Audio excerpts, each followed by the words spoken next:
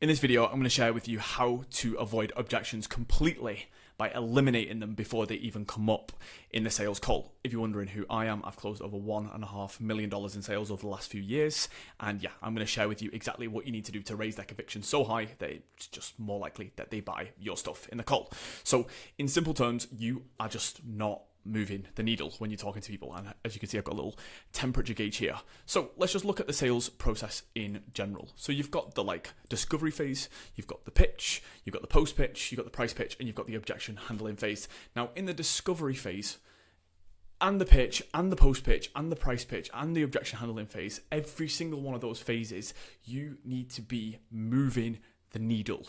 You need to be doing stuff that is specifically designed to take them from here, where they're miles away from buying something, to here, where they're ready to hand over their money, in a heartbeat. So every single step should be moving the needle, moving the needle, moving the needle, moving the needle. And so many people neglect to move the needle in the discovery, in the pitch, in the post pitch. And they only try and get past, the objections when they come up in the objection handling phase. And by then, they're barely even sold, and you've got to fight a massive, losing battle to even get the deal over the line. So this is exactly what you need to do to avoid this completely. So in the discovery phase, the way to move the needle is to start understanding the prospect and make them feel understood. You're going to be asking them questions about their business, about what they're doing, about their current situation, what their goals are, what their desired outcomes are, what their desired situation is, what they've done in the past. You need them to essentially see that you resonate with them, okay? Because if they trust you and they like you and they believe that you are resonating with them and that you are understanding them, they are going to be building a little bit of conviction straight off the bat. Also, you're going to use this information later in the call as ammunition to close the deal as well. So it's like a double whammy. They're going to feel understood. You're going to have information that you can use to close them later in the call. Okay, so in the pitch, oh my God, so many people neglect the pitch. I can't actually believe that it even happens. So what you need to do every single time you pitch somebody is two things. Number one, you need to relay back to them what they've told you and how your product is going or service is going to specifically solve their problems. So you will have some form of generic pitch, some form of generic template that you go through every single time. Hopefully, you better do. When you're telling someone about your product or service. And what you need to do is, in the discovery phase, find out this information, like I said, that you're going to be able to use later. And in the pitch, instead of just telling them this generic solution, you're going to tailor it to exactly what they have told you in the discovery phase. This is number one, going to make them feel more understood and like they will listen to. Number two, it's going to make it clearer to them that you actually have the solution to their problem. And what's that going to do? It's going to move the needle. It's going to get them more convicted. The second thing you need to do is deliver it with gravitas, with passion, right? With emphasis, instead of just, monotonously droning at them about the service and, all the features and everything like that. You need to hit them with passion and conviction and energy and excite them with what you're saying and how you say it. Okay, so discovery, finding out information, making them feel understood. In the pitch, we're going to be relaying back to them the information that you found in the discovery, and of course we're going to be delivering that with passion, with emphasis. Okay, now by this point, if you've done both of those things correct, like if the needle was at 20 like it is on our little diagram here, hopefully we're sitting more at 40, 50, 60, who knows? And let's just say we've got to get it to 100 to close the deal, okay? The post-pitch process now is all about raising their conviction in the product or service. So we need to understand what they think about the product.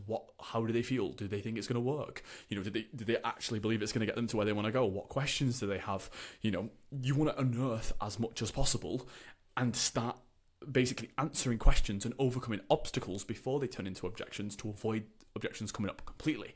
So if they ask you, if you're asking them, okay, what questions do you have about the process and the structure specifically, and they say, oh well, how long is it going to take? That might have materialized as an objection later on. Oh, I don't have the time.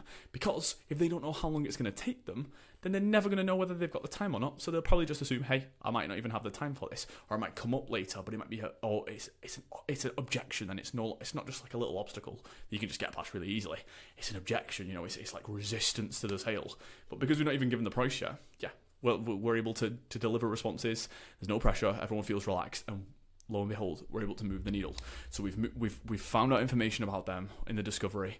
We've made them feel understood. We've relayed that back to them. We've delivered it with passion, conviction, whatever. In the post-pitch process, we're answering questions. We're delivering these concise, well thought out, put together responses about whatever their questions are, that are, once again, moving the needle. So we've moved the needle in the discovery a little bit. We've moved it a lot in the pitch by delivering it with energy, making it related to what they do. We've gone through their thoughts, their feelings, their questions, their obstacles, their concerns, whatever, in this post-pitch process. Further move the needle. We're sitting at a 70, even an 80 now. We deliver the price pitch. Instead of just saying, oh yeah, it's $10,000, and just saying nothing else, we deliver it in this way that anchors it to the outcome, that really reminds them, that moves the needle more, that makes it feel more accessible. Or maybe it doesn't move the needle back. We're saying, the total investment required for us to add, XYZ to your business over the next, 90 days, whatever it may be, is, 10K. And for that, you're reminding them what they get. I made a whole video on the price pitch, which you can watch. It was my last video, or the video before. But it's imperative that you deliver the price in an effective way that minimizes the kind of sting of it when you say it, and kind of basically keeps the needle still. It's not necessarily going to move it forward, the price, unless they're like, oh shit, that's really, really reasonably priced. But otherwise, at the very least, you want to keep the needle still. So we've boosted it up with the discovery, the pitch, the post pitch. We've kept it steady with the price pitch. Now, when we get into objection handling, all we need to do is take it from an 80 to a 100.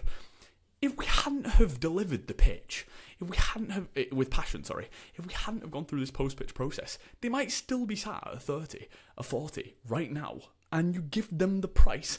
The thought of that terrifies me. The thought of someone not being remotely sold and then me telling them something's thousands of dollars, that just makes me sad, because they're never going to buy, right? And if they do, oh my God, you've got, quite the call ahead of you, because you're going to have to work through everything with this additional resistance and pressure of the price looming over the call. This feeling like they are being closed, they're being sold to, you're trying to convince them, trying to move the needle now. Whereas before, we were just moving the needle naturally. So the simple answer is, the reason why people are objecting so much, the reason why you're not able to close your calls, is because you're not eliminating objections before they come up. You're not raising the conviction high enough.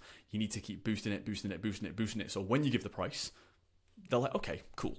Well, it's a bit expensive, but yeah, sounds awesome. It's like, awesome. Now we just need to figure out the logistics of the price. Maybe a couple other objections, maybe a little time to think about it one. But ultimately, they're like, okay, actually, you know what? Let's do this.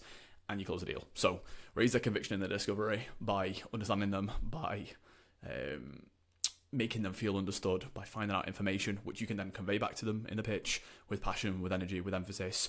Post-pitch process is all about raising their conviction even more, answering any questions, unearthing any obstacles before they come up. Price pitch is all about delivering the investment of what you're, the number required for them to give to you in the best way possible to keep their needle steady. And then the objection handling phase is all about just taking it over the line from where you left it. So yeah, hope that makes sense, and I'll catch you in the next one.